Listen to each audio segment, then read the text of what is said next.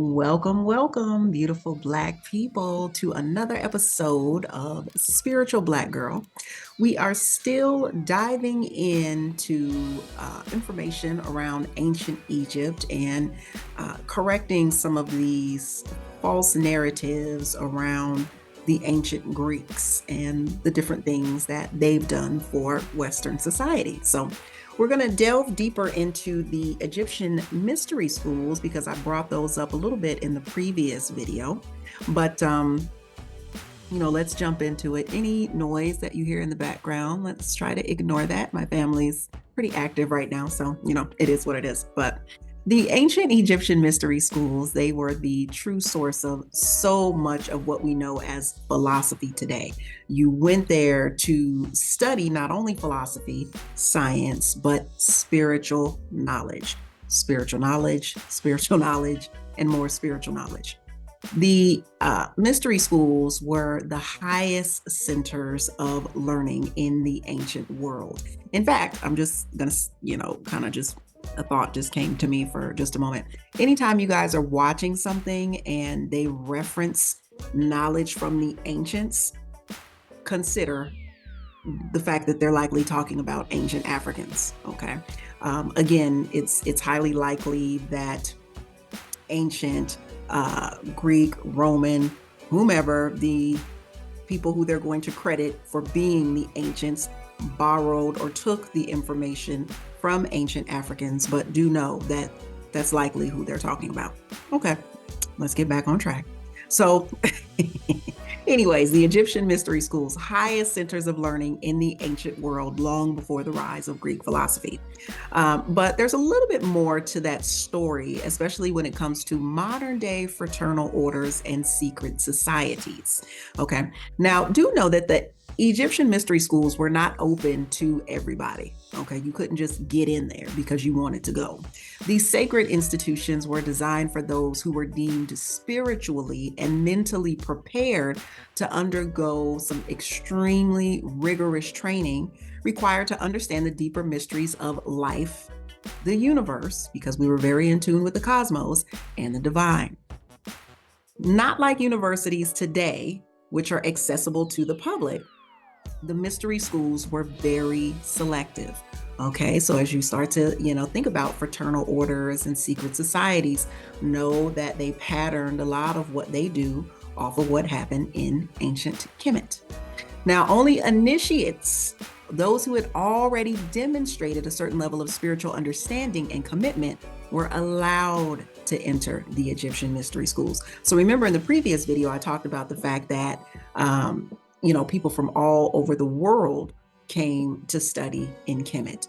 And again, I mentioned that Aristotle, Plato, Socrates, they studied in Kemet as well. So they may have been able to demonstrate a certain level of spiritual commitment and understanding to be able to get into the Egyptian mystery schools. But as I stated also, it wasn't uncommon for people to go to school there for 40 years to gain the highest level of knowledge attainment, not 4. So in these schools, knowledge was not just about intellectual understanding. It was about transforming the initiate's entire being, aligning the mind, the body, and the spirit with divine order. You were going to study things like metaphysics, again, like astronomy, mathematics, theology, and the arts. But there was always going to be a focus on the spirit, spiritual implications, and the connection between all aspects of life, all domains of life.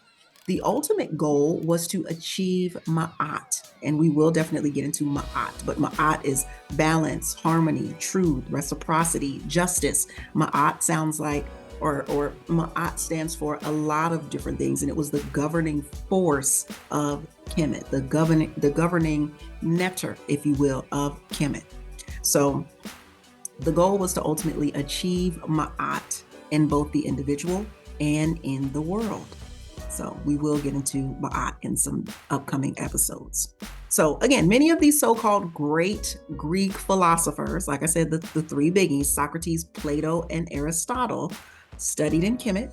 They took what they learned back to Greece, but what they brought back was only a fraction Okay, just a fraction of the wisdom that was being taught there. Unfortunately, much of what they learned was watered down, misunderstood, and repackaged to fit the Eurocentric mind.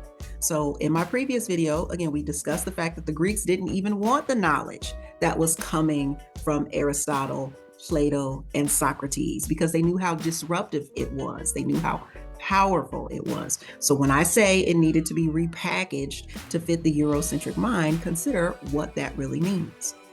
Now, it might have popped into your head. I mean, at least it popped into my head when I was putting these things together. How do the Egyptian mystery schools differ from other great African centers of learning, like the University of Timbuktu, which I brought up as well? Now, while both of the centers were all about advancing knowledge, their purpose and their methodology was very different. The University of Timbuktu, which was established much later in the 12th century, was a place where scholars from all over Africa and other Islamic countries outside of Africa would come and study a wide range of subjects, from theology and law to mathematics and astronomy as well. Unlike the mystery schools, which were exclusive and focused on spiritual transformation, the university was more like what you see today in the world of the university when you think of Timbuktu. Open to scholars and students from all kinds of different backgrounds and focusing on intellectual and practical education. The mystery schools, on the other hand, were again about initiation into the deeper mysteries of existence. We're getting into, why you're here, how you are an aspect of the creator, how you can manifest and use all of these different laws of the universe to live your life at its highest level. They required students to undergo spiritual trials, master complex symbolic systems, and attain a level of self-mastery that went beyond academic knowledge. In short, while the University of Timbuktu was a place of higher learning, the mystery schools were temples. Okay, these were temples of higher wisdom. So we're not just being taught certain things, we're not just learning certain things. You are becoming wise as you are attending the mystery schools. It wasn't designed to just produce scholars, but spiritual masters. Okay, so we've talked a little bit about the initiates. We've talked a little bit about mystery, right? And I already kind of alluded to the fact that it would make you think about secret societies, fraternities, sororities, etc. And you'd be right to do so.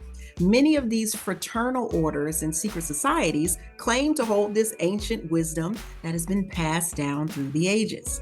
Organizations like the Masons, the Illuminati, and even some college Greek organizations trace their origins back to these ancient teachings. But I have a question, Black people. Okay, I have a question for you. Because there are so many Black people who love Greek life.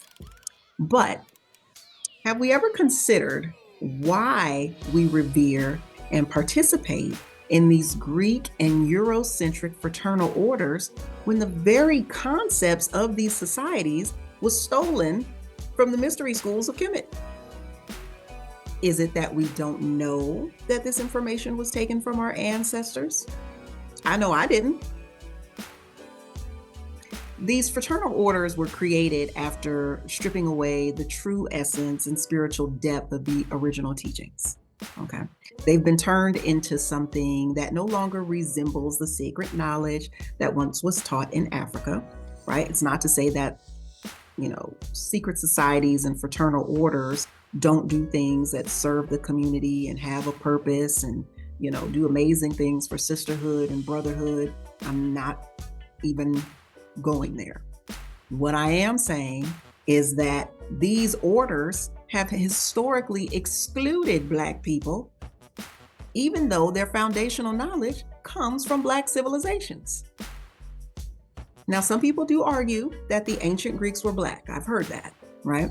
And that's why we can celebrate their achievements. But here's something to consider, okay? Let's just put that again to the side because, like I say, you go back a couple of centuries, maybe you might not even have to go back a full couple. Everybody gets blacker and blacker, okay? But let's just consider, if we as the original people were brilliantly creating concepts, building societies, cracking the codes of the cosmos, and other people had to come from all over the world to learn from us. Why are we focused on celebrating and deifying and honoring the student or the thief who took the knowledge and watered it down? Okay. Now, listen, I was a member of a Greek organization, but as soon as I was aware of the information that I'm sharing with you today, I had to ask myself one of the questions. Why would I elevate those who came after, those who plagiarized or outright stole the knowledge and then rebranded it as their own, right? It would be different if they had said that they got the information from ancient Africa. And some of the Greek philosophers did. If you look in their works, they will let you know that they went to Egypt to study. But that's not what's written in the history books or the knowledge that is then repackaged and sold to the world, right? So shouldn't we as Black people be honoring our own ancestors, the true originators of the wisdom, those who inscribed these truths into stone so they could never be forgotten? I think the time is now for us to redirect our reverence to where it truly belongs, and that is with our own African heritage. Maybe we should recreate some modern day mystery schools, right? Or something that more so connects to ancient Africa, ancient Kemet, ancient Sudan, ancient Nigeria, right? Ancient places on the continent. Now, Black people, I get it. I hear you. Through slavery, every attempt we made to have a connection to our history or each other was snuffed out, right? The system needed to program us to forget our truth and replace it with the illusion of white supremacy and white divinity. We weren't allowed to consider that we had any role in the contributions to the advancement of society, much less that we could be the true creators of such things. The system needed you to assimilate potentially. The system needed you to want to be like white people, and it needed to consistently be able to remind you of the fact that you would never be white. So in that case, your life was destined to be burdensome. But as a spiritual Black girl, I'm here to just ask some questions that help activate the truth, okay, to help you remember who you really are. Your life is not destined to be burdensome.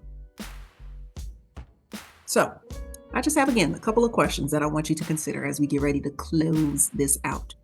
Is it possible that we should wonder why we deify these Greek fraternal orders when they are but a shadow of the true wisdom of our ancestors? Why do we elevate these institutions that have their roots in the theft and the dilution of African knowledge? Shouldn't we be looking to the source, which is our own ancestral wisdom, reclaiming that legacy and building from there? I'm just throwing it out there. It's throwing it out there, okay? Don't be trying to come for me. I'm just throwing it out there.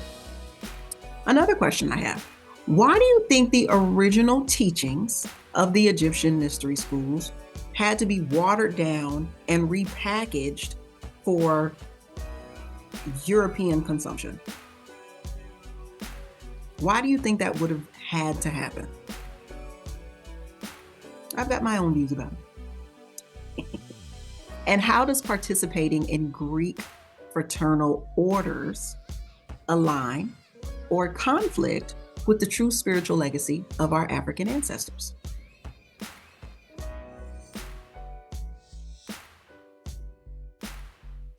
Okay. So again, our ancestors wrote the knowledge in stone so we could remember, so we could check it out. And I think that they're going to continue digging and excavating things and finding new information, right? New information that our ancestors left, which I am definitely looking forward to. The time has come to reconnect with that wisdom, to remember where it truly comes from and restore it within the community. I'm not attacking Black people that subscribe to Greek life in any shape, form, or fashion. I'm questioning the thoughts and the feelings that make you value group life over that of your ancestors. That's all. So thank you for joining me today. If this resonated with you at all, share this video, follow, and continue the journey with us as we explore and reclaim our rich heritage. Until next time, Black people, stay empowered. Ashe.